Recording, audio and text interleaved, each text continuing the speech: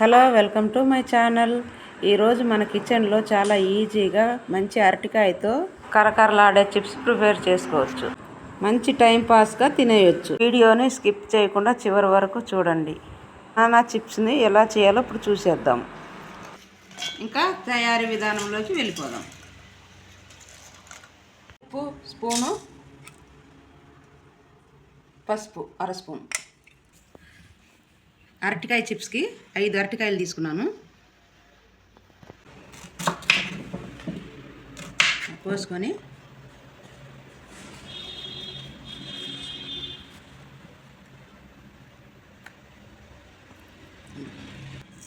ఇలా తీసుకోవాలి.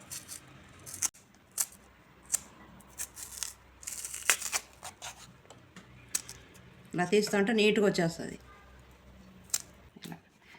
కొంచెము ఇలా తీసేస్తే క్లియర్గా నీట్గా వచ్చేస్తుంది.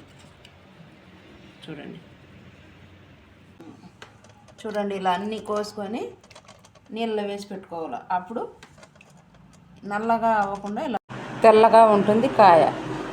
బనానా చిప్స్కి కోకోనట్ ఆయిల్ వేసుకుంటున్నాను.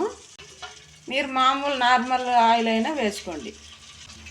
1 లీటరు కోకోనట్ ఆయిల్ వేసుకున్నాను. కోకోనట్ ఆయిల్తోనే ఈ బనానా చిప్స్ కేరళలో చేసుకుంటారు.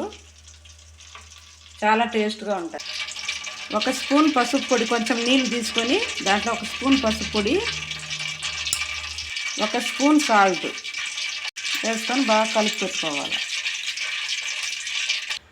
ఫస్ట్ సారి వేసేటప్పుడు కొంచెం ఆయిల్ దీని మీద వదులుకోవాలి.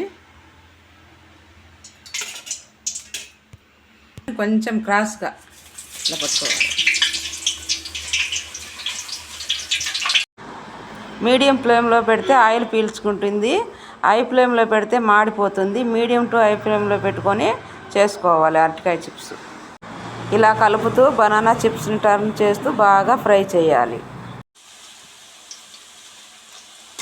గ్యాస్ మీదనే ఇలా చేసుకోవాలి. పక్కన సన్నగా కోసుకొని పక్కన తురుముకొని వేసుకుంటే ఒకదానికొకటి అతుక్కుపోతుంది. అలా ఎప్పుడు వేసుకోకూడదు. ఇప్పుడు చూడండి, ఒకదానికొకటి ఖర్చుకోలేదు. చూడండి, దేనికి దానికి వేరుగా ఉంది. చూడండి, ఈ బబుల్స్ అంతా తగ్గిపోగానే ఉడికిపోయినట్టు. పెట్టుకున్నాగా ఇది కొంచెం నీళ్ళేగా చిట్లుతుందని ఏం భయపడిన అవసరం లేదు. కొంచెం చిటపట అంటుంది, అదేం పర్వాలేదు. చూడండి, స్లోగా సౌండ్ వస్తుంది. చూడండి రెడీ అయిపోయింది. బబుల్స్ కూడా తగ్గిపోయింది. చూడండి, కలర్ కూడా వచ్చింది. చూడండి బాగా.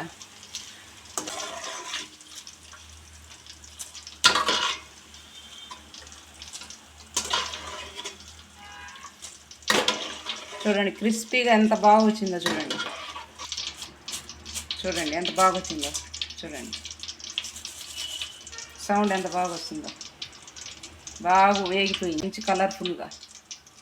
ఇది మామూలుగా కేరళలో నేంద్రఫలం అరటికాయతో చేస్తారు. ఇక్కడ మనకు అది దొరకదు కదా, మామూలు అరటికాయతో మనం చేసుకుంటున్నాము.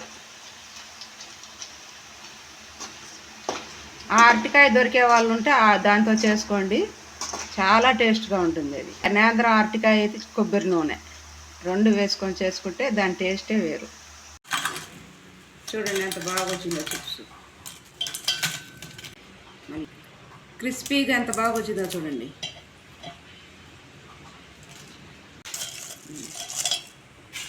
ఇది నెల వరకు బాక్స్లో వేసి పెట్టుకుంటే తినేదానికి చాలా టేస్ట్గా ఉంటుంది.